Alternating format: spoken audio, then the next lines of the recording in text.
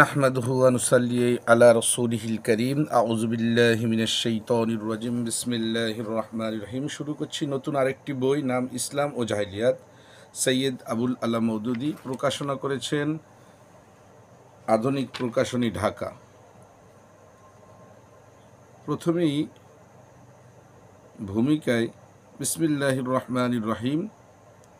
জীবনের কর্মক্ষেত্রে মানুষকে যত বস্তুই সংস্পর্শে আসতে হয়, তার প্রত্যেকটির প্রকৃতির গুণাগুণ ও অবস্থা এবং এর সাথে তার সম্পর্ক সম্বন্ধে সর্বপ্রথমেই একটি সুস্পষ্ট মত নির্দিষ্ট করে নেওয়া একান্তই আবশ্যক। পূর্বেই এ মত নির্দিষ্ট না করে কোনো একটি জিনিসকেও কোনো কাজে প্রয়োগ করা মানুষের পক্ষে সম্ভব হয় না। সে মত মূলত ভুল কি নির্ভুল সে প্রশ্ন গৌণ, কিন্তু মত যে একটি নির্দিষ্ট করে নিতে হয় তাতে বিন্দুমাত্র সন্দেহ নেই। আর এ নির্ধারণের পূর্বে কোনো বস্তুর সাথে কীরূপ ব্যবহার ও আচরণ করতে হবে, তা কার সাথে কীরূপ কর্মনীতি গ্রহণ করতে হবে, চূড়ান্তভাবে তার ফয়সালা করাও কিছুতেই সম্ভব নয়। একথা বুঝবার জন্য বিশেষ কোনো যুক্তির অবতারণা করার কোনোই আবশ্যকতা নেই, কারণ এতে প্রত্যেকেই রাত দিনের বাস্তব অভিজ্ঞতা থেকেই বুঝে নিতে পারে। কারো সাথে প্রথম সাক্ষাৎ হলে তার সম্পর্কে জেনে নিতে হয় যে কে এই ব্যক্তি, কি এর সম্মান ও মর্যাদা, কোন ধরনের গুণ ও যোগ্যতা এর মধ্যে রয়েছে এবং আমার সাথে তার কোন ধরনের সম্পর্ক বিদ্যমান। এ প্রশ্নের নিশ্চিত উত্তর না জেনে তার সাথে যে কোনো ধরনের ব্যবহার বা আচরণ অবলম্বন করতে হবে তা নির্ধারণ করা কিছুতেই সম্ভব হতে পারে না। এ বিষয়ে সম্পূর্ণ নির্ভুল জ্ঞান লাভ করা যদি একান্তই অসম্ভব হয়ে পড়ে, তবুও বাহ্যিক নিদর্শনসমূহ থেকে যথাসম্ভব এসব প্রশ্নের অন্তত একটি আনুমানিক উত্তর অবশ্যই ঠিক করে নিতে হয়। অথবা তার সাথে যে ধরনের আচরণ করা হোক না কেন তা পূর্ব নির্ধারিত এ মতের ভিত্তিতেই করতে হয়। মানুষ খাদ্য হিসেবে যেসব দ্রব্য গ্রহণ করে তা মানুষের খাদ্য প্রয়োজন পূরণ করে, এই জ্ঞান বা ধারণার ফলেই তা সম্ভব হয়ে থাকে। পক্ষান্তরে মানুষ যা পরিত্যাগ করে বা দূরে নিক্ষেপ করে, যা মানুষ নিজের কোনো না কোনো কাজে ব্যবহার করে, যার রক্ষণাবেক্ষণের জন্য মানুষ যত্ন নেয়, যেসব জিনিসের প্রতি সম্মান ও উপেক্ষা প্রদর্শন করে, যাকে মানুষ ভয় করে বা ভালোবাসে, সেসব সম্পর্কেই তাদের সত্তা ও গুণাগুণ এবং তাদের সাথে মানুষের সম্পর্ক সম্বন্ধে পূর্ব নির্ধারিত ধারণার ভিত্তিতেই উক্ত রূপ ও আচরণ ও ব্যবহার হয়ে থাকে। পরন্তু বিভিন্ন বস্তু সম্পর্কে স্থিরীকৃত এ ধারণা নির্ভুল হলে এর সাথে অবলম্বিত আচরণও নির্ভুল হবে এবং এ ধারণা ভ্রান্ত, ত্রুটিপূর্ণ, অসম্পূর্ণ হলে এর প্রতি মানুষের ব্যবহার তদনুরূপ হবে। এই ব্যবহারে তারা পৃষ্ঠা 4 পরস্পরের উপর একান্তভাবে নির্ভরশীল, কিন্তু স্বয়ং সেই ধারণাটির শুদ্ধাশুদ্ধি কিসের উপর নির্ভর করে, তা নির্ভর করে বস্তুটি সম্পর্কে মত নির্ধারণের পন্থার উপর। সে মত হয় নির্ভুল বিজ্ঞানের উপর ভিত্তি করে গ্রহণ করা হয়, নতুবা শুধু আন্দাজ, অনুমান, অমূলক ধারণা কিংবা ইন্দ্রিয়াগ্রে পর্যবেক্ষণ উপায়ের উপর নির্ভর করে। উদাহরণস্বরূপ বলা যেতে পারে, একটি শিশু আগুন দেখতে পায় এবং নিছক বাহ্যলব্ধ জ্ঞানের উপর নির্ভর করে তাকে চমৎকার খেলনা বলে মনে করে। আগুন সম্পর্কে এ মত ঠিক করার ফলেই শিশু তা ধরার ও উঠিয়ে নেওয়ার জন্য হাত প্রসারিত করে দেয়। অন্য এক ব্যক্তি সেই আগুন দেখে নিছক ধারণা, অনুমানের উপর নির্ভর করে সে সম্পর্কে এমত প্রসার করতে শুরু করে যে এর মধ্যে ঐশ্বরিক সত্তা রয়েছে অথবা এই ঐশ্বরিক বাহ্যরূপ। এ মতের উপর ভিত্তি করে সিদ্ধান্ত গ্রহণ করে যে তার সাথে তার প্রভু ভিত্তির সম্পর্ক স্থাপিত হওয়া এবং তার সামনে মাথা নত করাই কর্তব্য। এক তৃতীয় ব্যক্তি আগুন দেখে তার প্রকৃত রূপ, তার অন্তর্নিহিত গুণাগুণ, শক্তি ও ক্ষমতার অনুসন্ধান করতে শুরু করে এবং চিন্তা ও গবেষণার পর এ মত নির্ধারণ করে যে এটা উত্তাপ দানকারী পদার্থ, অতএব এটাকে একান্ত চাকরের ন্যায় ব্যবহার করা বাঞ্ছনীয়। এ মতের উপর ভিত্তি করে আগুনকে সে খেলনা মনে করে না, উপাস্য দেবতা হিসেবেও একে গ্রহণ করে না, বরং প্রয়োজন মতো একে কখনো খাদ্য প্রস্তুতের কাজে, কখনো কিছু ভস্ম করার কাজে ব্যবহার করে। একই আগুনের সাথে এরূপ বিভিন্ন প্রকার আচরণের মধ্যে শিশু ও অগ্নিপূজকের আচরণ নিতান্ত অজ্ঞতা ও অন্ধতামূলক, তাতে সন্দেহ নেই। কারণ আগুনকে খেলনা মনে করা সম্পর্কে শিশুর ধারণা বাস্তব অভিজ্ঞতার সম্পূর্ণ ভুল প্রমাণিত হয়। অগ্নি উপাসকের মতো আগুনের খোদা হওয়া বা তাতে খোদার আত্মপ্রকাশ করার বিশ্বাসও কোনো বৈজ্ঞানিক অকাট্য প্রমাণ ভিত্তিক নয়, বরং এরূপ ধারণা নিছক খোশ খেয়াল কল্পনা ও অমূলক আন্দাজ অনুমানের উপর নির্ভর করে গ্রহণ করা হয়েছে।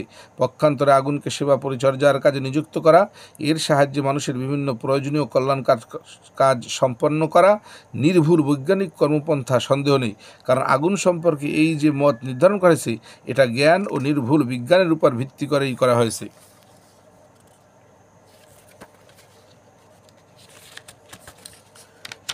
পৃষ্ঠা 5, মানব জীবনের মৌলিক সমস্যা। এ ভূমিকা হৃদয় মনে বদ্ধমূল করে নেওয়ার পর খুঁটিনাটি ব্যাপার থেকে মূল নীতির উপর দৃষ্টি নিবদ্ধ করে বিষয়টি আলোচনা করতে হবে। মানুষ এই পৃথিবীর উপর নিজেকে বর্তমান দেখতে পায় এবং পায় এর একটি শরীর বা দেহ রয়েছে, তাতে অসংখ্য প্রকার শক্তি, ক্ষমতা ও প্রতিভা নিহিত রয়েছে। তার সামনে আকাশ ও পৃথিবী এক বিশাল বিস্তৃত এলাকা বিদ্যমান, তাতে রয়েছে অসংখ্য প্রকার দ্রব্য সামগ্রী। মানুষের মধ্যে তা ব্যবহার করার এবং নিজের প্রয়োজনে তা থেকে উপকৃত হওয়ার মতো শক্তি পুরোপুরি বর্তমান রয়েছে। তার চতুর্দিকে রয়েছে অসংখ্য মানুষ, জন্তু, উদ্ভিদ, গুল্ম, লতা, প্রস্তর ইত্যাদি। এসবের সাথে মানুষের জীবন নানা দিকে দিয়ে নিবিড়ভাবে জড়িত রয়েছে।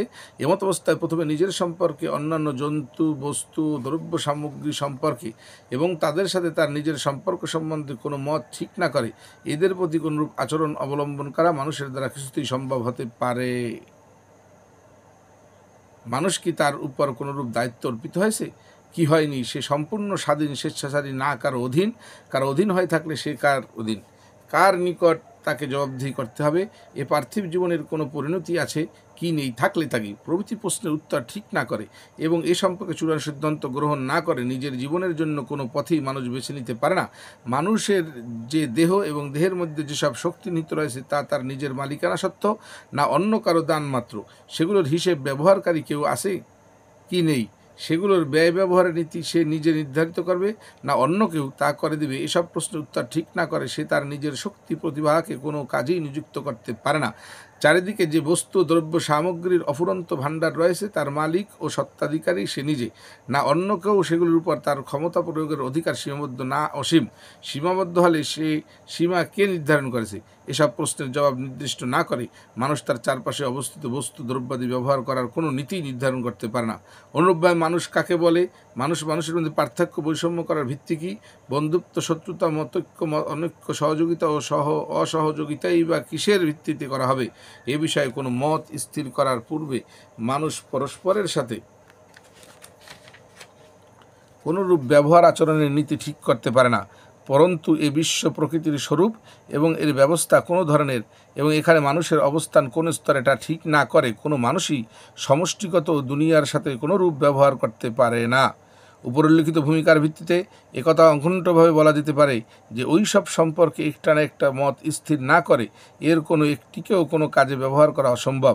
এর বস্তুতেই এসব প্রশ্নের কোনো না কোনো উত্তর চেতনায় হোক কি অচেতনায় পৃথিবীর মানুষের মনে বর্তমান থাকি। এর উত্তর ঠিক করতে মানুষ একান্তভাবে বাধা। যেহেতু এ মত নির্ধারণের পূর্বে সে কোনো কাজই ব্যবহার করতে সমর্থ হয় না।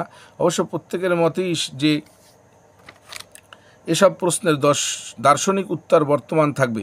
প্রত্যেকটি মানুষকেই যে দার্শনিক যুক্তি দ্বারা এদের উপর নির্ধারণ করতে হবে এবং একটি প্রশ্নের সূক্ষ্মভাবে যাচাই করে এর সুস্পষ্ট সিদ্ধান্ত মনের মধ্যে বদ্ধমূল করে নিতে হবে, এমন কোনো পথ নয়।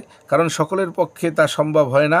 অনেক লোকের মনে সব প্রশ্ন আদৌ কোনো নির্দিষ্ট ও সুস্পষ্ট রূপ লাভ করে না।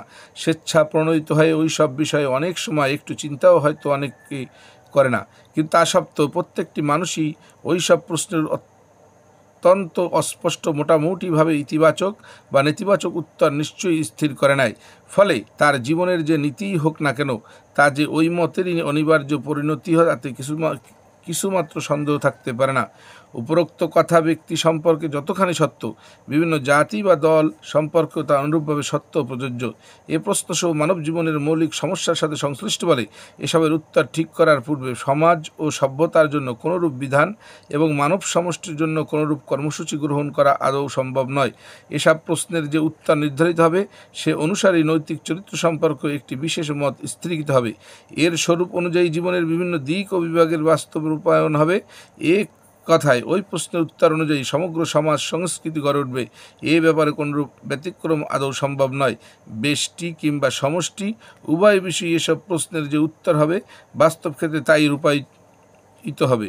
এমনকি এক ব্যক্তি বা একটি সমাজের আচার আচরণ এবং কাজকর্মের যাচাই ও পুঙ্খানুপুঙ্খ বিশ্লেষণ করে এর পশ্চাতে উক্ত মৌলিক প্রশ্নসমূহের কোনো উত্তর কার্যকারী রয়েছে তা অতি সহজেই জানতে পারা যায়, কারণ এসব প্রশ্নের পৃষ্ঠা 7 উত্তর যে ধরনের হবে ব্যক্তিগত বা দলগত আচরণ এর বিপরীত হওয়া মোটেই সম্ভব নয়। মৌলিক দাবি এবং বাস্তব আচরণের মধ্যে পার্থক্য নিশ্চিত হতে পারে, কিন্তু উল্লিখিত প্রশ্নসমূহের যে উত্তর প্রকৃতপক্ষে মানব জীবনের গভীরতম পটে মুদ্রিত হয়ে রয়েছে তার স্বরূপ ও প্রকৃতি এবং বাস্তব আচরণের প্রকৃতিতে কোনোরূপ পার্থক্য হতে পারে না। পৃষ্ঠা 7 পড়ছে মাওলানা মোহাম্মদ ফয়সাল। সাবস্ক্রাইব করুন, লাইক করুন, শেয়ার করুন, পাশে থাকা বেল আইকনটি প্রেস করে রাখুন যাতে নতুন ভিডিও আসার সাথে সাথে নোটিফিকেশন চলে যায় আপনাদের কাছে। আর এর একটি গুরুত্বপূর্ণ দিক রয়েছে, মানব জীবনের উক্ত মৌলিক প্রশ্নসমূহ মনের মধ্যে যার কোনো উত্তর ঠিক না করে মানুষ এ দুনিয়ার কোনো কাজে এক বিন্দু পদক্ষেপও করতে পারে না বলে প্রমাণিত হলো। মূলত এসবই অদৃশ্য বিষয়ের সাথে সংশ্লিষ্ট। বিশ্ব প্রকৃতির ললাটে এর কোনো উত্তর কোনো এমনভাবে লিখিত হয়নি বা প্রত্যেকটি মানুষ ভূপৃষ্ঠে পদার্পণ করার সাথে সাথেই পাঠ করে নিজ যোগ্যতার বলে সঠিক উত্তর জেনে নিবে। অধিকন্তু প্রশ্নগুলোর কোনো উত্তর এমন সহজ ও সুস্পষ্ট নয় যে প্রত্যেকটি মানুষই তা স্বতই জেনে নিবে। এজন্যই উল্লিখিত প্রশ্নগুলির নির্দিষ্ট একটি উত্তর সকল মানুষ একত্রিত হয়ে গ্রহণ করতে পারেনি। এই উত্তর সম্পর্কে সকল সময় মানুষের মধ্যে বিরাট বৈষম্য বর্তমান রয়েছে। আর সত্য কথা এই যে বিভিন্ন পন্থায় উল্লেখিত প্রশ্নাবলীর উত্তর দিতে চিরদিন চেষ্টা করেছে। বস্তুত উল্লেখিত প্রশ্নাবলীর উত্তর নির্ধারণের কোনো পন্থা সম্ভব হতে পারে এবং আজ পর্যন্ত পৃথিবীতে সেজন্য কোনো পন্থা গ্রহণ করা হয়েছে। আর সেই বিভিন্ন পন্থায় কোন ধরনের উত্তর লাভ করা যায় তা জেনে নেওয়া একান্তই আবশ্যক। উল্লেখিত প্রশ্নাবলীর উত্তর নির্ধারণের একটি উপায় হচ্ছে নিজের বাহ্যেন্দ্রিয়ের উপর নির্ভর করা এবং তদলব্ধ জ্ঞানের ভিত্তিতে উক্ত প্রশ্নাবলীর উত্তর নির্ধারণ করা। দ্বিতীয় উপায় হচ্ছে ইন্দ্রিয়ের সাহায্যে পর্যবেক্ষণ এবং এর সাথে অনুমান ধারণার যোগ করে একটি নীতি ঠিক করা। তৃতীয় পন্থা হচ্ছে পয়গাম্বর আল্লাহর প্রেরিত পুরুষগণ প্রত্যক্ষভাবে নিগুড় সত্য জ্ঞানের ধারক হওয়ায় দাবি করে উক্ত প্রশ্নাবলীর যে উত্তর দিয়েছে তা গ্রহণ করা। মানব জীবনের উল্লেখিত মৌলিক প্রশ্নসমূহের উত্তর নির্ধারণের জন্য দুনিয়াতে আজ পর্যন্ত 3টি পন্থাই অবলম্বিত হয়েছে, আর সম্ভবত এ কাজের জন্য এছাড়া অন্য কোনো উপায় বর্তমান নেই। এর জন্য প্রত্যেকটি পন্থাই সম্পূর্ণ স্বতন্ত্রভাবে এসব প্রশ্নের উত্তর দেয়। প্রত্যেকটির উত্তর থেকে একটি বিশেষ আচরণ নীতি লাভ করা যায়, একটি বিশেষ নৈতিক আদর্শ এবং সমাজ ও সংস্কৃতির ব্যবস্থা অস্তিত্ব লাভ করে। এদের প্রত্যেকটি নিজ নিজ মৌলিক বিশেষত্বের দিক দিয়ে অন্যান্য সকল উত্তর থেকে উদ্বুদ্ধ আচরণ নীতিসমূহ থেকে সম্পূর্ণ স্বতন্ত্র ভিন্ন।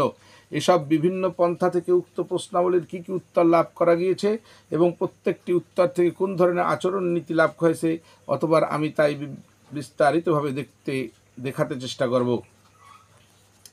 পৃষ্ঠা 9 খালেজ জাহিলিয়াত বা নিরেট অন্ধতা পড়ছি আমি মাওলানা মোহাম্মদ ফয়সাল। সাবস্ক্রাইব করুন, পাশে থাকা বেল আইকনটি প্রেস করে রাখুন যাতে নতুন ভিডিও আপলোড দেওয়ার সাথে সাথেই নোটিফিকেশন চলে যায় আপনাদের কাছে।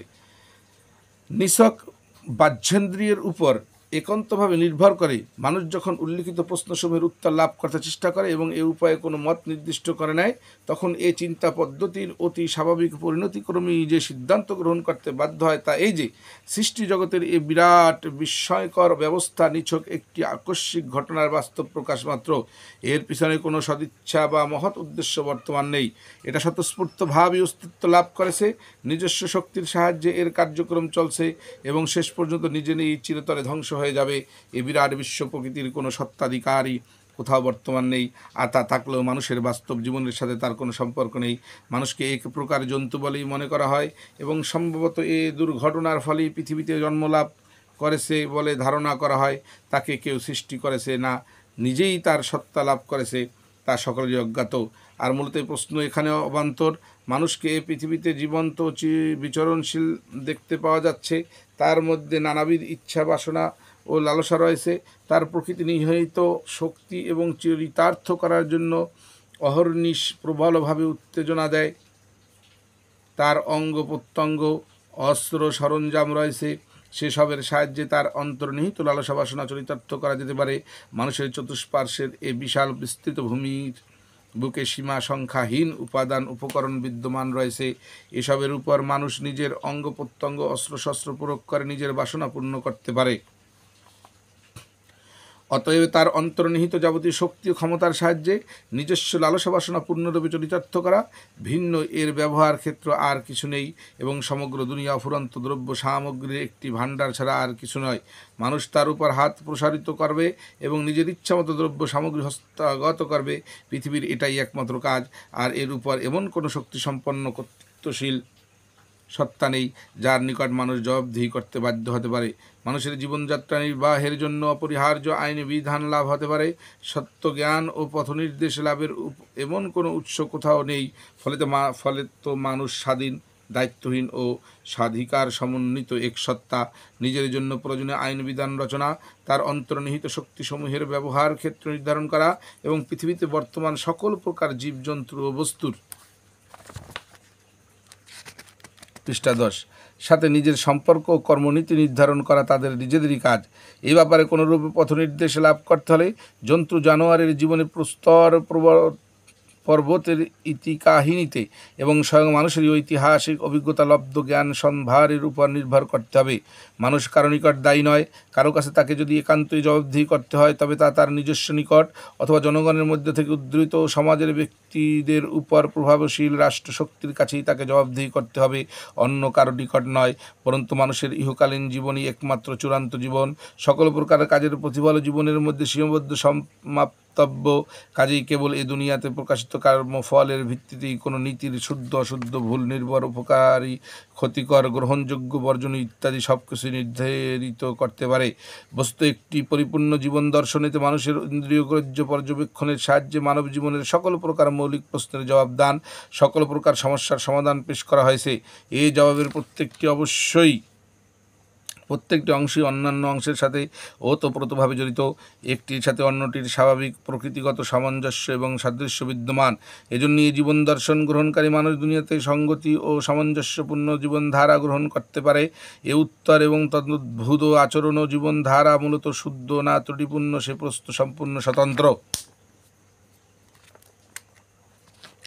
মানব জীবনের মৌলিক প্রশ্নসমূহের উক্ত জবাবের ভিত্তিতে মানুষ এই দুনিয়ায় বাস্তব জীবন ক্ষেত্রে যে নীতি ও ভূমিকা গ্রহণ করেছে অতঃপর তাই আলোচনা করে দেখতে হবে। ব্যক্তিগত জীবনে উত্তরূপ দৃষ্টিভঙ্গি ও জীবন দর্শন গ্রহণ করার ফলে মানুষ প্রথম থেকে শেষ পর্যন্ত পুরোপুরি স্বাধীন, স্বেচ্ছাচারী ও দায়িত্বহীন কর্মপন্থা গ্রহণ করে। সে নিজেকে নিজ দেহ এবং দৈহিক শক্তিসমূহের একচ্ছত্র মালিক মনে করতে শুরু করে। নিজের ইচ্ছা মতোই এর প্রয়োগ ও ব্যবহার করে। পৃথিবীর যে বস্তুই তার করায়ত্ত হবে, যে লোকদের উপর তার কর্তৃত্ব স্থাপিত হবে, এ বস্তুবাদী ব্যক্তি তার সাথে তার মালিক হিসেবে ব্যবহার করবে। নিছক প্রকৃতির নিয়মে এ সমাজে জীবনের সঙ্গবদ্ধ জীবনধারা ভিন্ন আর শক্তি তার ক্ষমতা ও স্বাধীন অধিকারকে কিছুমাত্র ক্ষুণ্ণ বা সীমাবদ্ধ করতে পারে না। তার নিজের হৃদয় মনে কোনো নৈতিক অনুভূতি, দায়িত্বজ্ঞান ও জবাবদিহি করার ভয় হবে না, যা তার বলগাহারা জীবনধারা কিছুমাত্র ব্যাহত করতে পারে। পৃষ্ঠা 11 যেখানে বাহ্যিক প্রতিবন্ধকতা কিছুই নেই কিংবা তা থাকা সত্ত্বেও একে উপেক্ষা করে নিজের ইচ্ছামতো কাজ করা সম্ভব, সেখানে এ মত ও জীবন দর্শনের অনিবার্য ফলে সে অত্যাচারী, বিশ্বাসঘাতক, দুর্নীতিপরায়ণ, দুষ্প্রবৃত্তিশীল, জন্ম পাপী ও ধ্বংসকারী অবশ্যই হবে। স্বভাবতই সে হবে স্বার্থপর, জড়বাদী ও সুবিধাবাদী। তার নিজের প্রবৃত্তির লালসা বাসনা ও পাশবিক প্রয়োজন পূর্ণ করা এবং একমাত্র এই উদ্দেশ্যেই কাজ করে যাওয়া ভিন্ন তার জন্ম ও জীবনের আর কোনো লক্ষ্যই থাকে না। যেসব জিনিস তার এ জীবন উদ্দেশ্যের অনুকূল করবে কেবলমাত্র তাই তার দৃষ্টিতে মূল্যবান ও গ্রহণযোগ্য বলে প্রতীত হবে। বস্তুত ব্যক্তিগতভাবে লোকদের মধ্যে এরূপ মনোভাব স্বভাব প্রকৃতি হওয়া আলোচ্য মতের স্বাভাবিক ফল। এই ধরনের লোক দূরদৃষ্টিসম্পন্ন এবং বিশেষ উদ্দেশ্যমূলক কারণে সহানুভূতিশীল হতে পারে। স্বার্থত্যাগ ও আত্মদানের ভাবধারা তার মধ্যে থাকতে পারে। তখন এক কথায় সমগ্র জীবনে এক প্রকার দায়িত্বপূর্ণ নৈতিক অনুভূতির পরিচয় সে দিতে পারে। এ কথা স্বীকার করা যায় না, কিন্তু তার বাস্তব কাজকর্ম আচরণের বিশ্লেষণ করলে পরিষ্কার বুঝতে পারা যাবে যে মূলত এটা তার স্বার্থপরতা ও অন্তম্ভরিতারই সম্প্রসারিত রূপমাত্র। বস্তুত সে নিজে দেশের ও জাতির কল্যাণ এবং উন্নতিতে নিজেরই উন্নতি এবং কল্যাণ দেখতে পায়, আর এজন্যই সে তার দেশ ও জাতির কল্যাণ কামনা করে। এ ধরনের মানুষ খুব বেশি কিছু হলে একজন জাতীয়তাবাদী হতে পারে, অন্য কিছু নয়। এছাড়া এই ধরনের মনোবৃত্তি সম্পন্ন লোকদের সমন্বয়ে যে সমাজ গঠিত হবে তার বিভিন্ন দিকের অবস্থা নিম্নরূপ হবে। এর রাজনীতি মানব প্রভুত্বের উপর স্থবিত হবে। তা এক ব্যক্তি কিংবা একটি পরিবারের হতে পারে, অথবা বিশেষ কোনো শ্রেণীর বা জনগণের প্রভুত্ব হতে পারে। আর সর্বাপেক্ষা উন্নত যে সংঘ কায়েম করা যেতে পারে তা হবে রাষ্ট্রসংঘ। কিন্তু সকল অবস্থায় আসল আইন প্রণয়নকারী হবে মানুষ, আর নিছক ইচ্ছা, লালসা, বাসনা, বাস্তব অভিজ্ঞতার ভিত্তিতেই সকল প্রকার আইন রচনা এবং এর রদবদল করা হবে। সুযোগ সন্ধানী ও সুবিধাবাদী দৃষ্টিতে সকল কাজের নীতি নির্ধারণ ও পরিবর্তন করা হবে। সর্বাপেক্ষা অধিক ধূর্ত, শট, শক্তিশালী, কপট, প্রতারক, মিথ্যাবাদী, পশানুমানা এবং পাপিষ্ঠ আত্মার লোকই রাষ্ট্রীয় কর্তৃত্ব এবং রাষ্ট্র অধিপত্য লাভ করতে পারবে। এদের উপর অর্পিত হবে সমাজের নেতৃত্ব এবং রাষ্ট্র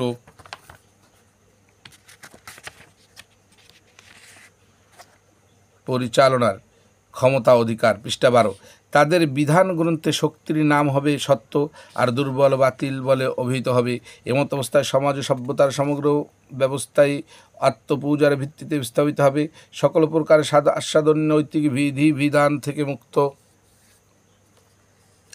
হলে এরূপ নৈতিক মানদণ্ড স্থাপিত হবে, এবং ফলে উদগ্র লালসার চরিতার্থতায় খুব বেশি প্রতিবন্ধকতার সৃষ্টি হতে পারবে না। শিল্প সাহিত্য অনুরূপ মানসিকতায় প্রভাবান্বিত হবে। নগ্নতা ও পাশবিকতার ভাব ও ধারা উত্তরোত্তর তীব্র হতে ও তীব্রতর হয়ে দেখা দিবে।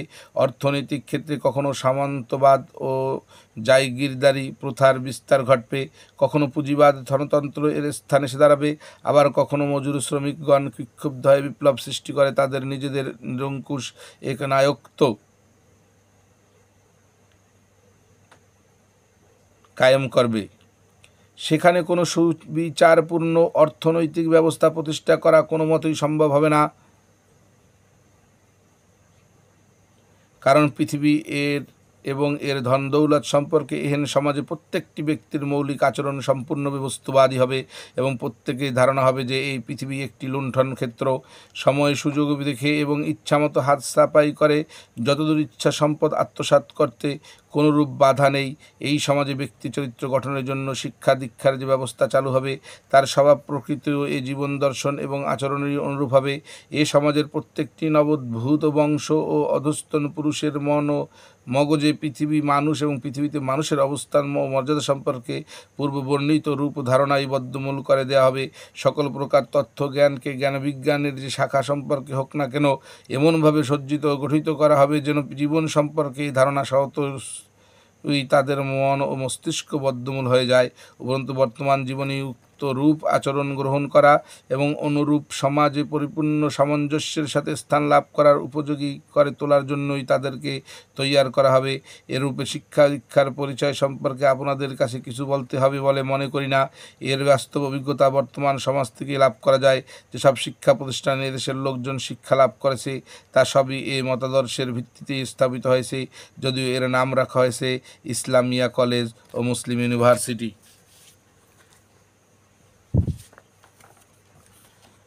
ইসলাম ও জাহিলিয়াত। পৃষ্ঠা 13।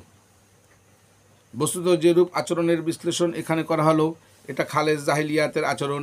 এটা সেই শিশুর আচরণের অনুরূপ যে শুধু বাহ্যেন্দ্রিয়ের সাহায্যে স্থূল পর্যবেক্ষণের উপর নির্ভর করে আগুনকে একটি সুন্দর খেলনা বলে মনে করতে থাকে। তবে যতটুকু পার্থক্য আছে যে শিশুর পর্যবেক্ষণের ভুলের সাথে সাথেই এবং বাস্তব অভিজ্ঞতার মারফতেই ধরা পড়ে যায়, কারণ যে আগুনকে শিশু খেলনা মনে করে একে স্পর্শ করার আচরণ গ্রহণ করেছে তা ভস্মকারী আগুন স্পর্শ মাত্রই প্রমাণ করে দেয় যে এটা খেলনা নয়, আগুন। পক্ষান্তরে সমাজ জীবনের এই পর্যবেক্ষণ নীতির ভ্রান্তি বহু বিলম্বে প্রমাণিত হয়। অনেকের কাছেই হয়তো সারা জীবনেও তা কখনো ধরা পড়ে না, কারণ এরা যে আগুনে হস্তক্ষেপ করে এর আঁচ ঈষদুষ্ণ সহসাই এবং স্পর্শ মাত্রই এর তাপ দুঃসাহভাবে অনুভূত হয় না। অনেক ক্ষেত্রে তা শতাব্দী কাল পর্যন্ত উত্তপ্ত করে থাকে। এ সম্পর্কে বাস্তব অভিজ্ঞ তা লাভ করার ইচ্ছা হলে তারও যথেষ্ট অবকাশ রয়েছে। দৈনন্দিন জীবনে এ মতাদর্শের বদৌলতে জনগণের বেঈমানি, শাসকদের, সাধারণ লোকদের অসচ্চরিত্রা ও দুর্নীতিপরায়ণতার যে তিক্ত অভিজ্ঞতা লাভ হয় এবং এ মতাদর্শের ফলে পূজা, জাতিপ্রীতি, সাম্রাজ্যবাদ, যুদ্ধ, ধ্বংসাত্মক কার্যক্রম, দেশ জয় ও জাতি হত্যার যে অগ্নিস্ফুলিঙ্গ নির্গত হয় তা প্রত্যক্ষ করে অতি সহজেই ধরে নেওয়া যেতে পারে যে এটা নিরেট অন্ধতা ও খালেসে জাহিলিয়াতের আচরণ, তাতে সন্দেহ নেই।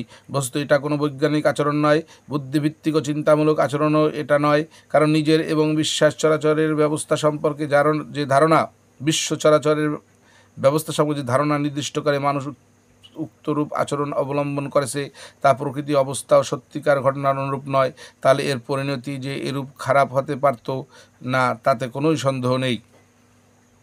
অথবা জ্ঞান লাভের অন্যান্য প্রচলিত পন্থারও যাচাই করে দেখা আবশ্যক।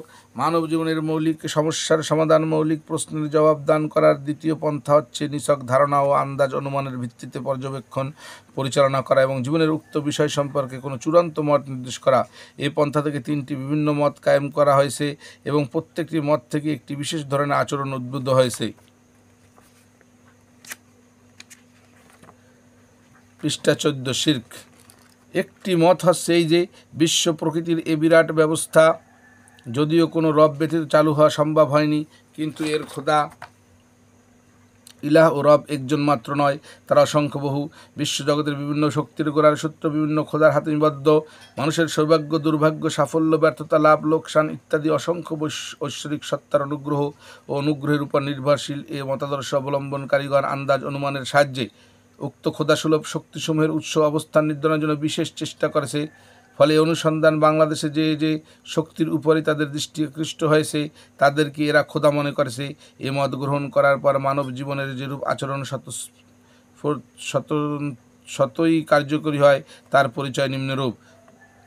প্রথম, এর ফলে মানুষের সমগ্র জীবনের অবাস্তব আন্দাজ অনুমানের পাদপীঠে বসিত হয়। মানুষ তখন বৈজ্ঞানিক ও বুদ্ধিসম্মত পন্থা ছাড়া নিছক আন্দাজ অনুমানের সাহায্যে অসংখ্য বস্তুকে অলৌকিক ক্ষমতা সম্পন্ন বলে মনে করতে শুরু করে। তারা অলৌকিক ও অতি প্রকৃতির পন্থায় মানুষের ভাগ্যের উপর ভালো কিংবা মন্দ প্রভাব বিস্তার করতে সক্ষম বলে মনে করে। এজন্য মানুষ উক্ত মতের বিশ্বাসী ব্যক্তি ভালো ব্যবহারের অবাস্তব আশার এবং মন্দ প্রভাবের অবাস্তব ভয়ে নিমজ্জিত হয়ে নিজের বিপুল শক্তি অর্থহীনভাবে অপচয় করে। কোথাও কোনো সমাধির প্রতি আশা পোষণ করতে শুরু করে যে এটা তার অসংখ্য কাজে সুসম্পন্ন করে দেবে। কোথাও কোনো দেবতার উপর ভরসা করা হয় এবং সে মানুষের ভাগ্য ভালো করে দিবে বলে আশা করা হয়। এরূপ কাল্পনিক উপাস্য ও অলৌকিক ক্ষমতা সম্পন্ন শক্তিকে খুশি করার জন্য এসব মানুষ চেষ্টা করে। কোথাও এতটুকু কুলক্ষণ দেখতে পেলে তাদের মত ভেঙে পড়ে, হতাশার কাতর হয়। আবারও কোথাও ভালো লক্ষণের উপর আশা ভরসার কাল্পনিক প্রসাদ রচনা করে বসে। এই জিনিসই তার মতবাদ, চিন্তাধারা এবং তার চেষ্টা সাধনাকে স্বাভাবিক পন্থা থেকে বিচ্যুত, বিভ্রান্ত করে এক সম্পূর্ণ স্বাভাবিক পথে পরিচালিত করে। দ্বিতীয়ত, এ মতের কারণেই পূজাপাঠ, মানত, উপহার, আর্ঘ্য এবং অন্যান্য অসংখ্য প্রকার আচার অনুষ্ঠানের এক দীর্ঘ কর্মতালিকা রচিত হয়ে পড়ে, আর তাতে জড়িত হওয়ার কারণে মানুষের কর্মপ্রচেষ্টার একটি বিরাট অংশ অর্থহীন কার্যকলাপে ব্যয়িত হয়।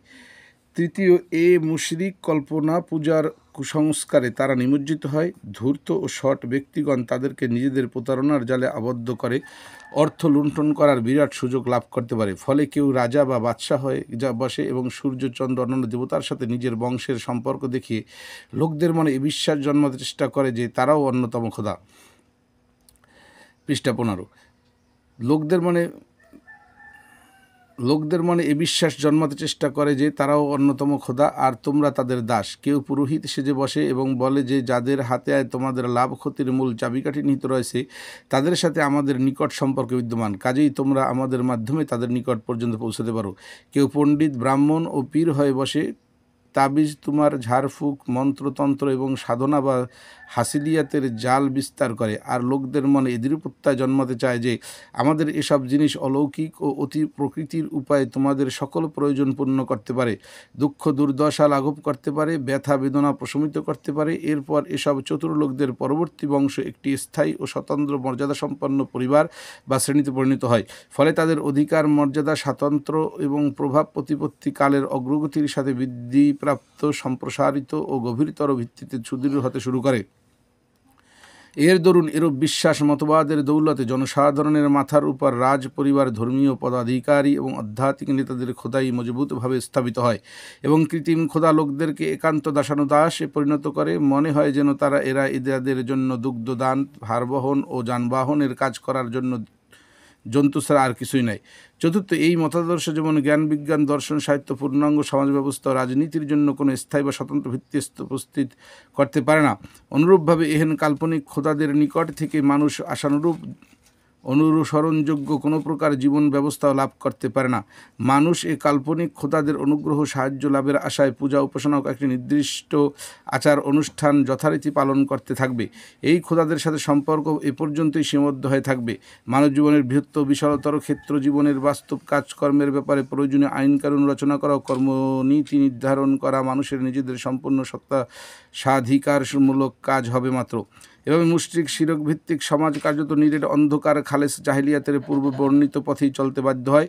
নৈতিক চরিত্র, বাস্তব কাজকর্ম, সামাজিক ধরন পদ্ধতি, রাজনীতি, অর্থব্যবস্থা, জ্ঞান বিজ্ঞান, শিল্প সাহিত্য সকল ক্ষেত্রেই শিরক ভিত্তিক জীবন দর্শন, উদ্ধৃত আচরণ খালেস জাহিলিয়াতের আচরণের অনুরূপ।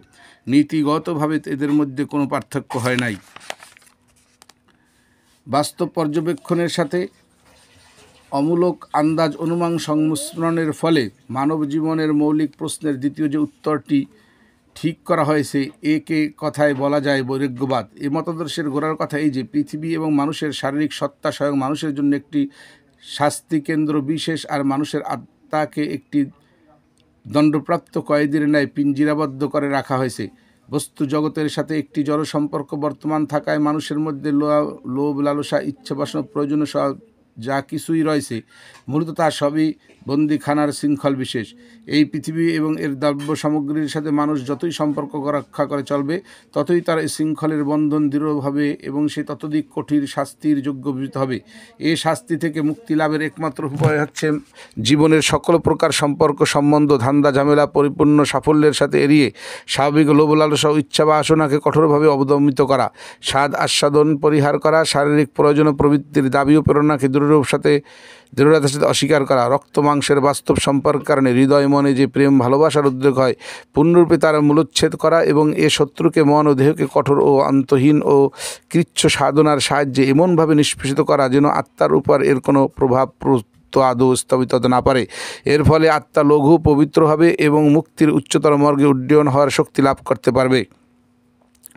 এরূপ মতাদর্শের ফলে মানব জীবনের নিম্নলিখিত প্রতিক্রিয়ার সৃষ্টি হওয়া অবশ্যম্ভাবী। প্রথমত, এর প্রভাব মানুষের সমগ্র ঝোঁক প্রবণতার সমষ্টিবাদ থেকে ব্যষ্টিবাদের দিকে এবং সমাজ সভ্যতা থেকে বর্বরতার দিকে নিয়ন্ত্রিত হয়। মানুষ পৃথিবী এবং জীবনধারা থেকে সম্পূর্ণ বিমুখ হয়ে পড়ে, কোনো জৈবিক দায়িত্ব গ্রহণ করতে প্রস্তুত হয় না। তার সমগ্র জীবন অসহযোগ ও সম্পর্কহীনতার বাস্তব প্রতিমূর্তিতেই পরিণত হয়। তার চরিত্র সম্পূর্ণ নেতিবাচক ভাবধারা নিষ্ক্রিয় হয়ে যায়।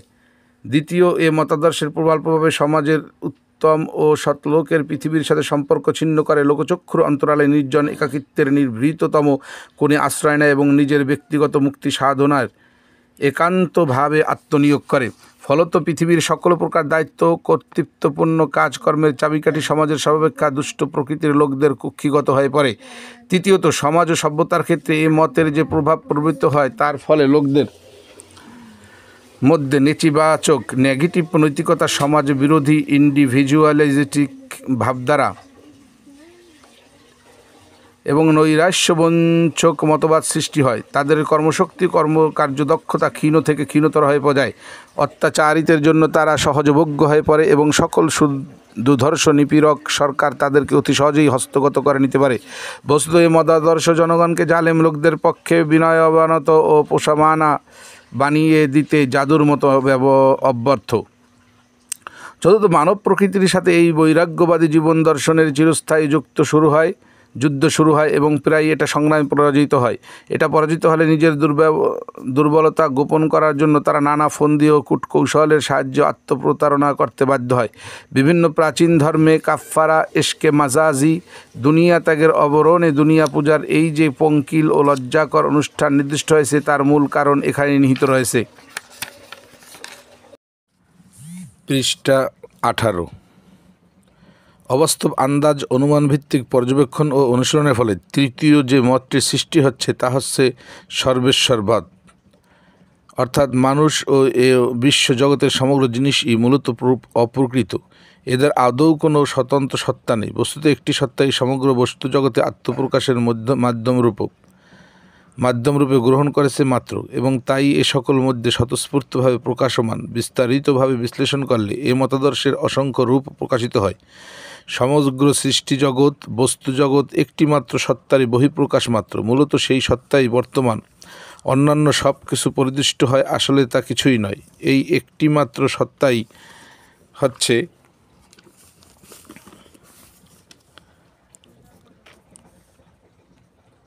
এর সার কথা। এই মতাদর্শের ফলে মানুষের মনে সৃষ্টি হয় সংশয়বাদ। তার নিজের অস্তিত্ব সম্পর্কে তার মনে জেগে ওঠে সন্দেহের নিরন্ধ্রত মিশ্রা। ফলে তার দ্বারা বাস্তব দুনিয়ায় কোনো কাজই যে শতপ্রবৃত্তভাবে সম্পন্ন হতে পারে না তা বলাই বাহুল্য। সে নিজেকে একটি কাষ্ঠ নির্মিত পুত্তলিকা মনে করতে শুরু করে, যাকে অন্য কেউ অন্তরালে থেকে নাচাচ্ছে অথবা অন্য কেউ তার মধ্য থেকে নৃত্য করছে। সে তার এ অমূলক কল্পনার গভীর পঙ্কে আত্মনিয়োগ হয়ে পড়ে। তার নিজের জীবনের কোনো উদ্দেশ্য বা লক্ষ্যই থাকতে পারে না, কোনো সুনির্দিষ্ট কর্মপথ নয়। সে মনে করে, আমি নিজে তো কিছুই না, আমার করারও কিছু নেই, আর আমার করার কিছু থাকতেও পারে না। মূলত সেই সার্বিক সত্তা যা আমার মধ্যে এ সমস্ত সৃষ্টি জগতের পরতে পরতে বিকশমান, যা অজ্ঞাত, যদি থেকে অনন্ত পর্যন্ত চলে আসছে, আদি থেকে অনন্তকাল পর্যন্ত চলে আসছে। সকল কাজ তারই, সকল কর্ম সেই সম্পন্ন করে। সত্তা যদি পরিপূর্ণ হয়ে থাকে তবে আমিও পরিপূর্ণ, অতএব আমার এই চেষ্টা সাধনা করার কোনো প্রয়োজন নেই। আর সেই সত্তাই যদি নিজের পূর্ণতা বিধানের জন্য চেষ্টিত হয়ে থাকে, তাহলে সে বিশ্বব্যাপক গতি সহকারে সে নিজের পূর্ণতা লাভের দিকে অব্যাহতভাবে ছুটে চলেছে। একটি অংশ হিসেবে এর দিকে আবর্তনে পরে আমিও সেদিকে পৌঁছাতে পারবো। আসলে আমি একটি অংশবিশেষ। সার্বিক সত্তা কোথায় যাচ্ছে, কোথায় যেতে চাচ্ছে তা আমি কিছু জানি না। এরূপ চিন্তা পদ্ধতির বাস্তব ফল বৈরাগ্যবাদী জীবন দর্শনে অনুরূপী হয়ে থাকে। অনেক ক্ষেত্রে এমন গ্রহণকারীদের কর্মনীতির সাথে খালেস জাহিলিয়াতের অনুসারীদের কর্মনীতির সামঞ্জস্য পরিলক্ষিত হয়, কারণ এদের সকলেই নিজেদের সমগ্র জীবনকে নিজেদের প্রবৃত্তি ও অন্ধ লালসার দাসানুদাসে পরিণত করে। ফলে তাদের প্রবৃত্তি তাদেরকে যেদিকে নিয়ে যায়, তারা নির্বিচারে ও নির্বিকার চিত্তে সে পথেই ছুটতে থাকে। তারা মনে করে যে তারা নিজেরা মোটেই চলছে না, যা ঘটছে তা সার্বিক সত্তাই ঘটছে। বস্তুত শেষোক্ত তিনটি মতাদর্শ প্রথম উল্লিখিত মতের ন্যায় জাহিলিয়াতের বিষাক্ত ভাবধারায় ভরপুর। ফলে এ মতের অনুসারীদের সমগ্র জীবন জাহিলিয়াতের বিষক্রিয়ায় জর্জরিত হয়ে পড়ে। কারণ প্রথম কথা এই যে এসব মতাদর্শের কোনো একটিরও কোনো বাস্তব ও বৈজ্ঞানিক ভিত্তি নেই।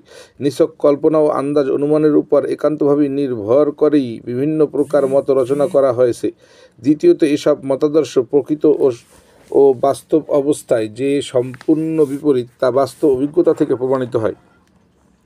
এসবের মধ্যে একটি মত যদি প্রকৃত অবস্থার অনুরূপ হতো, তবে তদনুযায়ী কাজ করলে খারাপ ফল হওয়ার কোনোই কারণ থাকতে পারে না।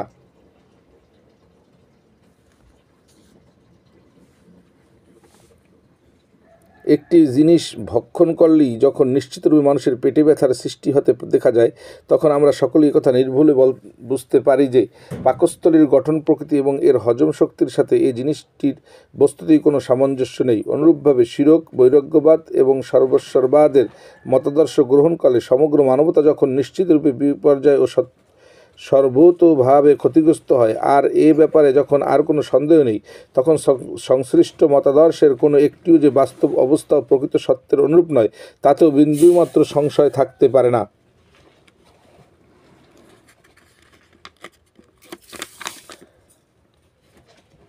পৃষ্ঠা 20। ইসলাম। এরপর তৃতীয় পন্থাটি সম্পর্কে আলোচনা করলে করতে হবে মানব জীবনের মৌলিক প্রশ্নাবলীর জবাবলাভ বুনিয়াদী সমস্যাসমূহের সমাধানের জন্য এটাই হচ্ছে চূড়ান্ত সর্বশেষ উপায়। আল্লাহর প্রেরিত নবীগণ এসব প্রশ্নের যে জবাব দিয়েছেন, মানব জীবনের মৌলিক সমস্যার যে সমাধান দেখিয়েছেন আন্তরিকতার সাথে, তাই পূর্ণরূপে গ্রহণ করার নামই হচ্ছে ইসলাম। একটি উদাহরণের সাহায্যে পন্থাটি সম্পর্কে সুস্পষ্ট ধারণা করা যেতে পারে। কোনো নতুন অপরিচিত স্থানে সর্বপ্রথম উপস্থিত হলে আর সেই স্থান সম্পর্কে নিজের বিন্দুমাত্র অভিজ্ঞতা না থাকলে তখন অন্য কারো কাছে জিজ্ঞেস এবং তার পথনির্দেশ অনুসারে সে স্থান পরিভ্রমণ করাই হয় একমাত্র উপায়। এরূপ অবস্থায় সংশ্লিষ্ট স্থান সম্পর্কে পূর্ণ অভিজ্ঞতা তার দাবিদার ব্যক্তিকেই সর্বপ্রথম খুঁজে বের করতে হয়। এরূপ লোকের সাক্ষাৎ পেলে সে ব্যক্তি বিশ্বাসযোগ্য নির্ভরযোগ্য কিনা নানাভাবে পরীক্ষা যাচাই করে সে সম্পর্কে নিঃসন্দেহ হওয়ার চেষ্টা করতে হয়। তারপরেই এই ব্যক্তির নেতৃত্বে পথ চলে দেখতে হয় এবং বাস্তব অভিজ্ঞতার দ্বারা যেমন প্রমাণিত হয় যে তার কাছে লব্ধ জ্ঞান তথ্য অনুসারে কাজ করে বাস্তব ক্ষেত্রে কোনো ক্ষতি হয়নি বা খারাপ ফল গত হয়নি, তখনই এই ব্যক্তির নির্ভুল অভিজ্ঞতা এবং সংশ্লিষ্ট স্থান সম্পর্কে তার উপস্থাপিত স্থান তথ্যের সততা সম্বন্ধে মনে আর কোনোরূপ দ্বিধা সংকোচ থাকে না। বস্তুত কর্মপন্থা মূলত বৈজ্ঞানিক, এছাড়া অন্য কোনো বৈজ্ঞানিক পন্থা যখন আর হতেই পারে না, তখন মত নির্ধারণের ব্যাপারে এটাকেই বিশুদ্ধ নির্ভুল পন্থা রূপে গ্রহণ করতে হয়।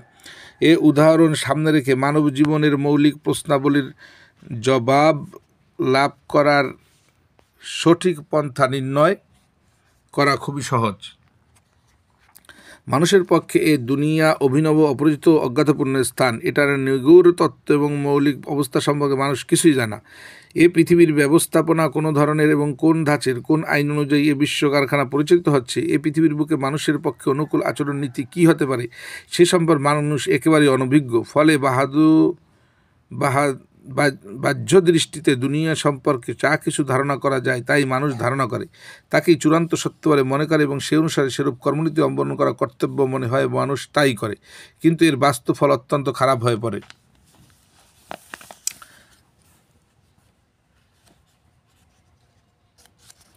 পৃষ্ঠা 21। এরপর মানুষ নিছক আন্দাজ অনুমানের উপর ভিত্তি করে বিভিন্ন মত ঠিক করে থাকে এবং প্রত্যেকটি মত অনুযায়ী কাজ করার পর তার তিক্ত ফল ভুগতে থাকে।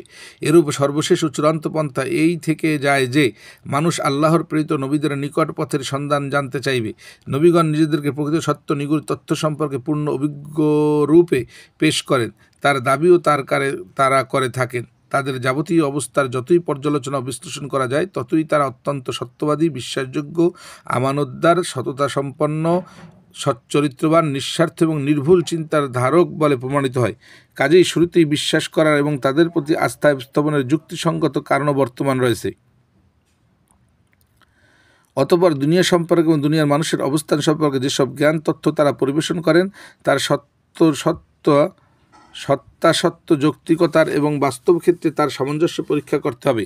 উপরন্তু তার বিরুদ্ধে কোনো বাস্তব প্রমাণ আছে কিনা এবং তদনুযায়ী সে আচরণ নীতি দুনিয়ার অবস্থা অবলম্বন করা হচ্ছে, বাস্তব পরীক্ষা তা কীরূপে প্রমাণিত হলো তাও বাছাই করে দেখতে হবে। তদন্ত যাচাই গবেষণার পর এই তিনটি কথারই উত্তর যদি নিঃসন্দেহ রূপে লাভ করা যায় তাহলে নবীদের প্রতি বিশ্বাস স্থাপন করা কর্তব্য এবং তাদের পথনির্দেশ অনুযায়ী কাজ করা আর এই মতাদর্শের সাথে বাস্তব সামঞ্জস্য রক্ষার জন্য জীবনের কর্মক্ষেত্রের যেরূপ আচরণ ও কর্মটি গ্রহণ করা উচিত তা অবলম্বন করা বাঞ্ছনীয়। পূর্বেই বলেছি, জাহিলিয়াতের পূর্বোক্ত পন্থাসমূহের মোকাবিলায় শেষোক্ত পন্থাটি নিঃসন্দেহে বৈজ্ঞানিক। এ বিজ্ঞানের সামনে মানুষ যদি নীতি স্বীকার করে, স্বেচ্ছাচারিতা আত্মম্ভরিতা পরিহার করে, যদি এটাকেই মানুষ অনুসরণ করে এবং এই বিজ্ঞান মানুষের জন্য যে সীমাবদ্ধন করেছে তা রক্ষা করে, যদি তারা জীবনযাপন করে, তবে এটাই হবে ইসলামী কর্মপন্থা।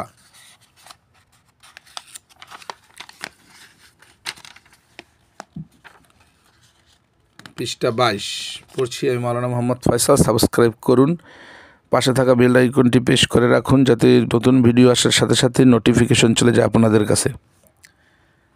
মানুষ ও বিশ্ব সম্পর্কে নবীদের মত। নবীগণ বলেন, মানুষের চতুর্দিকে বিদ্যমান এই বিরাট বিশাল বিশ্বভুবন মানুষ যার একটি অংশ, কোনো আকস্মিক দুর্ঘটনার ফল নয়। এটা এক সুশৃঙ্খলাপূর্ণ, সুসংঘবদ্ধ ও নিয়মতন্ত্র সম্মত সাম্রাজ্য বিশেষ। আল্লাহ তাআলাই এটা সৃষ্টি করেছেন, তিনি এর মালিক, তিনি এর একমাত্র শাসনকর্তা ও নিয়ন্ত্রণকারী। সমগ্র সৃষ্টি জগৎ একটি সার্বিক ব্যবহার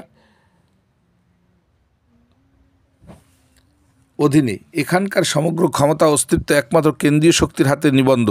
সেই উচ্চতর ক্ষমতাসম্পন্ন সত্তা ভিন্ন ও প্রকৃতির জগতে অন্য কারও বিধান চলে না। বিশ্ব ব্যবস্থার যত শক্তি কর্মনিরত হয়ে আছে তা সবই এক কেন্দ্রীয় ক্ষমতার অধীন এবং অনুগত্য। তার বিধান ও নির্দেশের বিরোধিতা করা কিংবা তার অনুমতি ছাড়া নিজের ইচ্ছামতো কোনো কাজ করার বিন্দুমতো ক্ষমতা কারণেই এই সঠিক ব্যবস্থার কোনরূপ স্বাধীনতার, ইন্ডিপেন্ডেন্স ও দায়িত্বহীনতার, রেসপন্সিবিলিটি আদৌ অবকাশ নেই, আর স্বভাবতই তা থাকতে পারে না। মানুষ এই জগতে জন্মগত প্রজা, বর্ন সাবজেক্ট হওয়া তার ইচ্ছা সাপেক্ষ নয়, বরং প্রজা হিসেবেই তার জন্ম হয়েছে। আর প্রজা ভিন্ন অন্য কিছু হওয়ার তার পক্ষে অসম্ভব। অতএব নিজের জন্য জীবন ব্যবস্থা রচনা করা এবং নিজের কর্তব্য নির্ধারণ করার কোনো অধিকারও তার নেই। মানুষ নিজে বিশ্বভ্রমণের কোনো কিছুরই মালিক নয়, কাজেই মালিকানা ব্যবহারের পদ্ধতি তার রচনা করার কোনো প্রশ্নই উঠতে পারে না।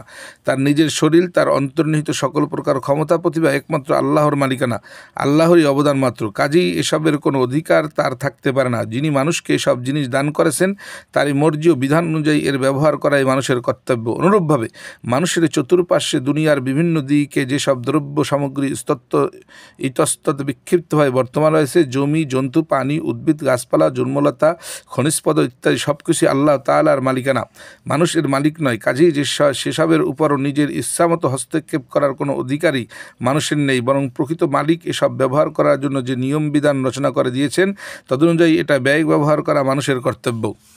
পৃষ্ঠা 23।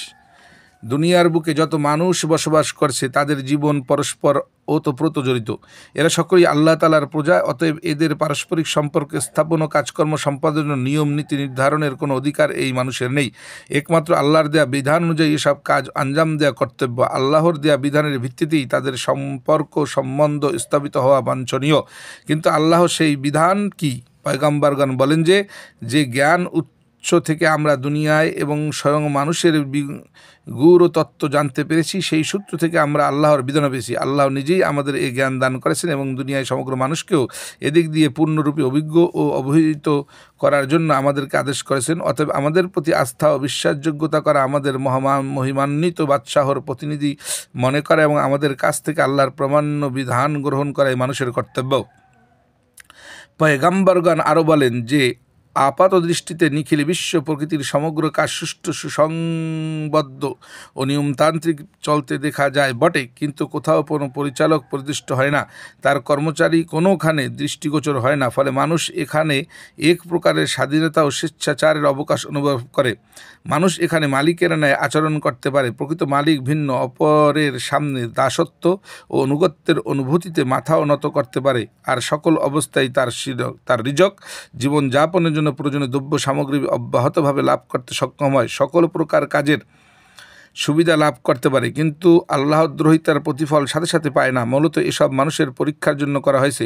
মানুষকে যেহেতু জ্ঞান, বুদ্ধি, বিবেক, উদ্ভাবন ও নির্বাচন শক্তিদান করা হয়েছে, এ কারণেই প্রকৃত মালিক রাজাধিরাজ নিজেকে এবং নিজের অদৃশ্য রাষ্ট্র ব্যবস্থাকে লোকচক্ষুর অন্তরে লুকিয়ে রেখেছেন। মানুষ আল্লাহ প্রদত্ত শক্তিসমূহের বাস্তব প্রয়োগ ব্যবহার হিসেবে করে পরীক্ষা ও যাচাই করাই তার উদ্দেশ্য। আল্লাহ মানুষকে জ্ঞান, বুদ্ধি, নির্বাচন স্বাধীনতা, ফ্রিডম অফ চয়েস এবং একের পরে এক প্রকারের স্বরাজ, অটোনমি দিয়ে ছেড়ে দিয়েছেন। এখন মানুষ যদি তার জন্মগত প্রজা হওয়ার কথা হৃদয়ঙ্গম করে এবং সাগ্রহে ও স্বেচ্ছায় এই মর্যাদাকেই গ্রহণ করে, এই মর্যাদা গ্রহণের জন্য কোনো দিক দিয়ে কোনোরূপ জবরদস্তি না হওয়া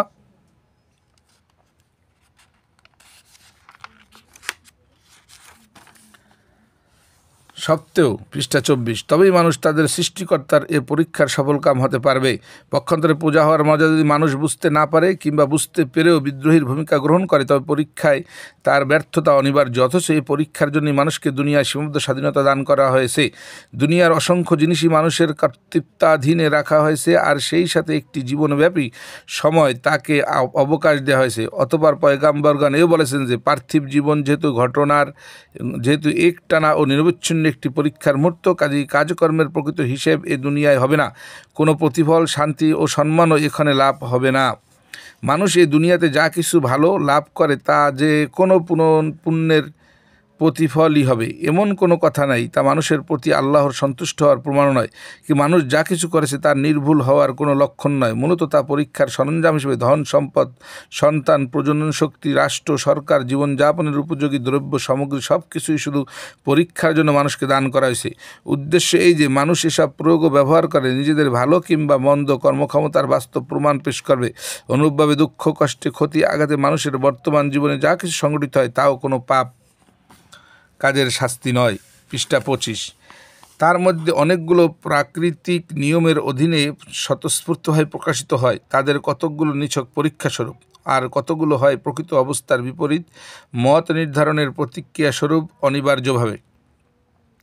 মোট কথা, এই দুনিয়া মোটেই প্রতিফল লাভের ক্ষেত্র নয়, মূলত এটা পরীক্ষার ক্ষেত্র। এখানে প্রকাশিত কর্মফল দ্বারা কোনো পন্থার বা কোনো কাজের বিশুদ্ধ, নির্ভুল বা ভ্রান্ত কিংবা পাপ অথবা পুণ্য গ্রহণযোগ্য বা বর্জনযোগ্য হওয়া প্রমাণিত হয় না। এজন্য তা কোনো মানদণ্ড হিসেবে পরিগণিত হতে পারে না। সেজন্য প্রকৃত নির্ভুল ও একমাত্র মাপকাঠি হচ্ছে পারলৌকিক ফলাফল। পৃথিবীর এ অবকাশের মুহূর্ত পার্থিব জীবন শেষ হওয়ার পর আরেকটি জীবন রয়েছে। তখন পার্থিব জীবনের প্রত্যেকটি কাজ নিখুঁতভাবে যাচাই করা হবে, আর এ পরীক্ষায় কে সাফল্য লাভ করলো, কে ব্যর্থকাম হলো, তার চূড়ান্ত ফয়সালা তখনই করা হবে। পারলৌকিক জীবনের সাফল্য অসাফল্য কয়েকটি জিনিসের উপর নির্ভর করে। প্রথম এই যে মানুষ নিজের দৃষ্টি ও যুক্তি বিন্যাস প্রতিবার নির্ভুল প্রয়োগের সাহায্যে আল্লাহ তাআলাকে প্রকৃত ও একমাত্র ব্যবস্থাপক, আইন রচয়িতা এবং তার কাছ থেকে প্রাপ্ত শিক্ষা ও জীবন বিধানকে যথার্থ আল্লাহর বিধান বলে জানতে পারল কিনা। দ্বিতীয়, এ নিগুড় সত্য জেনে নেওয়ার পর পথ নির্বাচনের স্বাধীনতা থাকা সত্ত্বেও মানুষ নিজের আন্তরিক ইচ্ছা ও আগ্রহ সহকারে আল্লাহ তাআলার বাস্তব প্রভুত্ব এবং তার শরীয়তি বিধানের সামনে মাথা নত করল কিনা।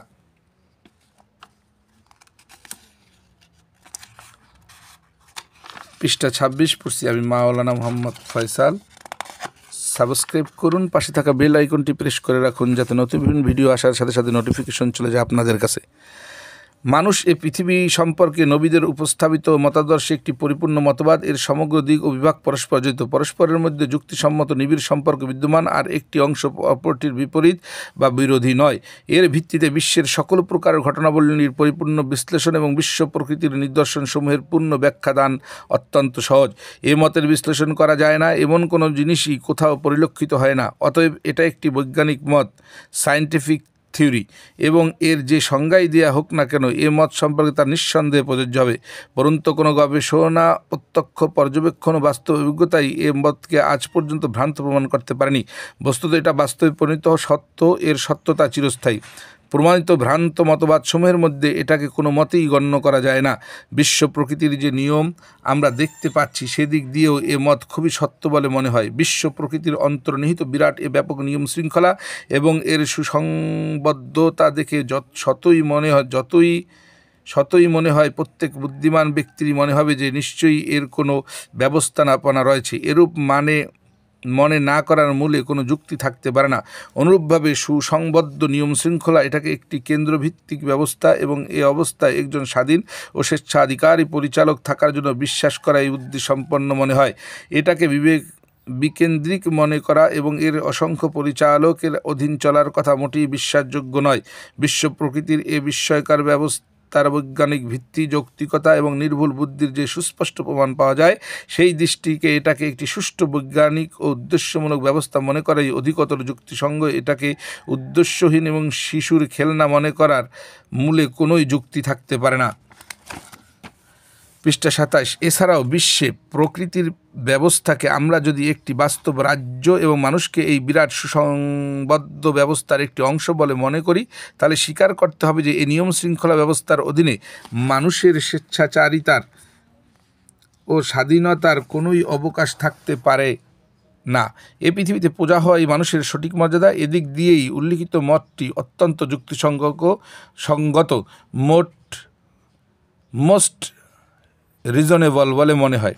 বাস্তব কার্যকারিতা সম্পর্কে বিচার করলে এটা একটি বাস্তব কর্মোপযোগী মত বলেই সম্পন্ন হয়, প্র্যাকটিসেবল মত বলেই প্রতিপন্ন হয়।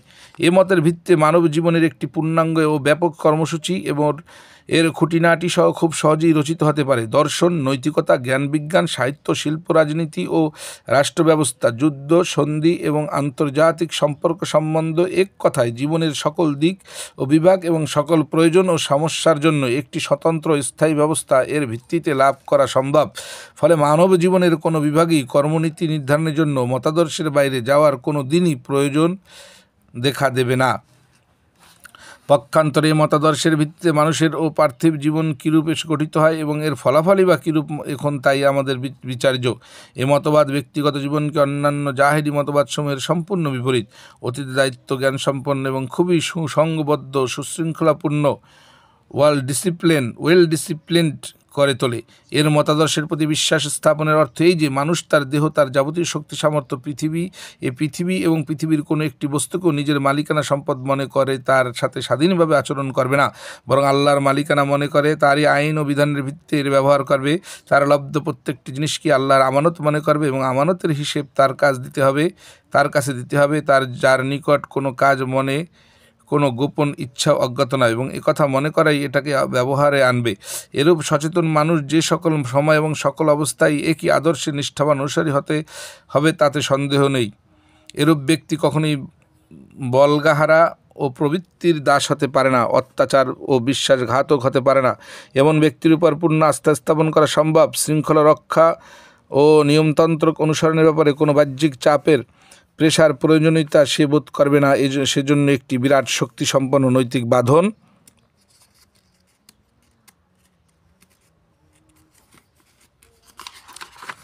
পৃষ্ঠা 28 সংযম অনুভূতি জেগে ওঠে। ফলে যেসব অবস্থায় কোনো পার্থিব শক্তির নিকট জবাবদিহি করার কোনোই আতঙ্ক থাকে না, তখন এই শক্তি তাকে সততা, ন্যায় ও সত্যের পথে দৃঢ়ভাবে দাঁড়িয়ে থাকতে সাহায্য করে। বস্তুত সমাজের লোকদের সর্বাধিক বিশ্বাস ভাজন করে তোলার জন্য আল্লাহর ভয় ও আমানতদারির অনুভূতি অপেক্ষা উত্তম ও কার্যকরী উপায় আর অন্য কিছু হতে পারে না। অধিকন্তু এই মত মানুষকে কেবল সংগ্রামী ও অবিশ্রান্ত চেষ্টানুবর্তী করে তোলে না, এর যাবতীয় চেষ্টা সাধনাকে স্বার্থপরতা, আত্মপূজা অথবা জাতি পূজার পঙ্কিলতা থেকে পবিত্র করে, সততা ও সত্যবাদিতা উচ্চতর নৈতিক আদর্শের লক্ষ্য পথে নিয়ন্ত্রিত করে। যে ব্যক্তি মনে করে যে এই দুনিয়ায় তার আগমন উদ্দেশ্যহীন নয়, কোনো বিরাট কাজ সম্পাদনের জন্যই এখানে তাকে প্রেরণ করা হয়েছে, তার জীবনে কেবল নিজের জন্যই কিংবা তার অন্যান্য আত্মীয় স্বজনের জন্যই নয়, বরং জীবন সম্পূর্ণরূপে আল্লাহর সন্তোষমূলক কাজে একান্তভাবে নিয়োজিত হওয়া বাঞ্ছনীয়, কারণ তাকে বিনা হিসেবে রেহাই দেওয়া হবে না। তার এ সময় ক্ষমতার কতখানি কোনো কাজে ব্যয় করা হয়েছে তার হিসেব নেওয়া হবে। এ কথা যার মনে সতত জাগ্রত থাকবে তার তুলনায় অধিক পরিশ্রমী, ফলপ্রসূ, সুষ্ঠু ও নির্ভুল চেষ্টানুবর্তী ব্যক্তি আর কেউ হতে পারে না। কাজেই এই মতাদর্শ যতদূর উত্তম আদর্শ ব্যক্তি গঠন করে তদপেক্ষা উত্তম ব্যক্তি চরিত্রের ধারণা করা যায় না। সামগ্রিক ও সামাজিক ক্ষেত্রে এর পরীক্ষা অত্যন্ত আশাবাঞ্ছক। সর্বপ্রথম কথাই যে মতাদর্শ মানব সমাজের ভিত্তিমূলকে সম্পূর্ণরূপে বদলিয়ে দেয়। এ মত অনুযায়ী সমগ্র মানুষ আল্লাহর প্রজা এবং এ দুনিয়ার ক্ষেত্রে সকলের মর্যাদা, সকলের অধিকার এবং সুযোগ সুবিধা লাভের সম্ভাবনা সকলের কাছেই সমান। কোনো ব্যক্তি, কোনো পরিবার, কোনো শ্রেণী, কোনো জাতি, কোনো অংশের জন্য অন্যান্য মানুষের উপর কোনোরূপ শ্রেষ্ঠত্ব অভিজাত্য নেই কোনো বৈষম্যমূলক অধিকার। এভাবে মানুষের প্রভুত্ব ও শ্রেষ্ঠত্বের মূলচ্ছেদ করা হয় এবং রাজতন্ত্র, জাগিরদারি, সমস্তবাদ, অভিজাততন্ত্র, ব্রাহ্মণবাদ ও গোপতন্ত্র ও পোপতন্ত্র প্রভৃতি জাহেলি মতাদর্শ থেকে যেসব মারাত্মক দোষ ত্রুটি ও ব্যাধি সৃষ্টি হয়, ইসলামী আদর্শের ভিত্তিতে সমাজ গঠন করলে তার চিরতরে বিলুপ্ত হয়। পৃষ্ঠা 29 পড়ছি। মাওলানা মোহাম্মদ ফয়সাল। সাবস্ক্রাইব করুন, লাইক করুন, শেয়ার করুন, বেল আইকনটি চেপে পেশ করে রাখুন যাতে নতুন ভিডিও আসার সাথে সাথে নোটিফিকেশন চলে যায় আপনাদের কাছে। এটা বংশীয়, গোত্রীয়, ভৌগোলিক, আঞ্চলিক এবং বর্ণভিত্তিক বৈষম্য বিদ্বেষের মূল উৎপাদন করে, কারণ এসব মারাত্মক ব্যাধি মানব সমাজে আবহমান কাল যাবত রক্তপাত ও যুদ্ধ সংগ্রামের সৃষ্টি করেছে। কিন্তু ইসলামী মতাদর্শের দৃষ্টিতে সমগ্র পৃথিবীর মালিক আল্লাহ, সমগ্র মানুষ এক আদমের সন্তান এবং আল্লাহর বান্দা। এ সমাজে গোত্র, ধন, সম্পত্তি কিংবা বর্ণের ভিত্তিতে মানুষের মধ্যে বৈষম্য করা হয় না। নৈতিক চরিত্রের পবিত্রতা এবং আল্লাহর ভয় থাকা না থাকার ভিত্তিতে এ পার্থক্য হতে পারে। আল্লাহ ভীতি যার মধ্যে সর্বাধিক, সততা ও ন্যায়পরায়ণতা, সত্যের জন্য সংগ্রামশীলতা মানবিকতার দিক দিয়ে তিনি শ্রেষ্ঠ প্রমাণিত হবেন। ইসলামী সমাজে কেবল তারই শ্রেষ্ঠত্ব বৈশিষ্ট্য স্বীকৃত হবে। এরূপে মানুষের পরস্পরের মধ্যে সামাজিক সম্পর্ক, সম্বন্ধ কিংবা পার্থক্য বৈষম্যের ভিত্তি ও দৃষ্টিতে আমূল পরিবর্তন করা হয়েছে। সমাজ ক্ষেত্র মিলন বিচ্ছেদের যে মান বা কারণ মানুষ নিজেরা আবিষ্কার করেছে তা বিশ্ব মানবতাকে অসংখ্য খণ্ডে বিখণ্ড করেছে। এই খণ্ডসমূহের মধ্যে দুর্লভ প্রাচীরও খাড়া করে দেয়। যেহেতু বংশ, স্বদেশ, জাতীয়তা কিংবা বর্ণ প্রবৃত্তির পরিবর্তন করা মানুষের সাধ্যাতীত, এদের মধ্যে একটির অন্তর্ভুক্ত মানুষ ক্রমকই অন্যটির মধ্যে গণ্য হতে পারে না। পক্ষান্তরে ইসলামী মতাদর্শে মানুষের মধ্যে মিলন বিচ্ছেদের ভিত্তি স্থাপিত হয়েছে আল্লাহর দাসত্ব স্বীকার এবং তার বিধান পালনের উপরে। কাজেই সৃষ্টির দাসত্ব পরিত্যাগ করে যারা সৃষ্টার বন্দেগী শুরু করবে এবং মানুষের রচিত আইনে পদাঘাত করে আল্লাহর প্রদত্ত বিধানকে জীবনের একমাত্র আইন হিসেবে গ্রহণ করবে, তারা সকলেই একটি জামায়াতের মধ্যে গণ্য হবে। আর যারা এরূপ করবে না তারা ভিন্ন দলভুক্ত হবে। এভাবে মানব সমাজের সকল প্রকার পার্থক্য বৈষম্য বিলুপ্ত হয়ে একটি মাত্র পার্থক্যই থেকে যায়। আর এ পার্থক্য সকলেই লঙ্ঘন করতে পারে, কারণ আকীদা, বিশ্বাস ও জীবনযাপনের নীতি পরিবর্তন করে একটি দল থেকে অপর দলের মধ্যে সামিল হওয়া প্রত্যেকেই পক্ষেই সহজ। এসব সংশোধন সংস্কারের পর মতাদর্শের ভিত্তিতে যে সমাজ গড়ে ওঠে তার মনোবৃত্তি, মানসিকতা, ভাবধারা ও সমাজের গঠনের অবয়ব, সোশ্যাল স্ট্রাকচার আমূল পরিবর্তন হয়ে যায়। এর রাষ্ট্র মানব প্রভুত্বের ভিত্তিতে নয়, আল্লাহর সার্বভৌম প্রভুত্বের বুনিয়াদি স্থাপিত হয়। এখানে প্রকৃতপক্ষে আল্লাহই শাসন কায়েম হয়, আল্লাহর আইন জারি।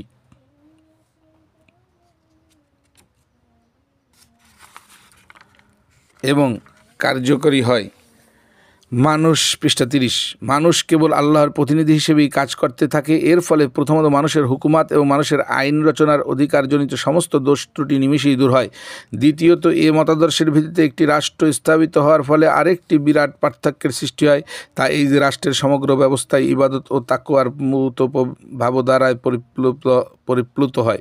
রাষ্ট্রনেতা জনগণ সকলেই মানব সমানভাবে অনুভব করতে থাকে যে তারা আল্লাহর হুকুমাতের অধীন জীবনযাপন করছে এবং গোপন ও প্রকাশ্য সব কিছু সম্পর্ক অভিহিত আল্লাহর সাথেই তাদের প্রত্যেকটি ব্যাপার প্রত্যক্ষভাবে সংশ্লিষ্ট রয়েছে।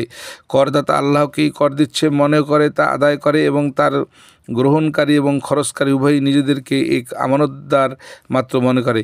একজন সিপাহী থেকে বিচারপতি এবং গভর্নর পর্যন্ত প্রত্যেক কর্মচারী ঠিক সেই মানসিকতার সাথে কর্তব্য পালন করে যেরূপ মনোভাব নিয়ে তারা নামাজ আদায় করে।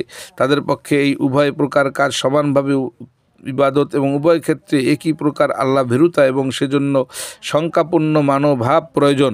গণপ্রতিনিধি নির্বাচনের সময় তাদের মধ্যে সর্বপ্রথম সর্বাধিক গুরুত্বের সাথে সন্ধান করা হয় আল্লাহর ভয়,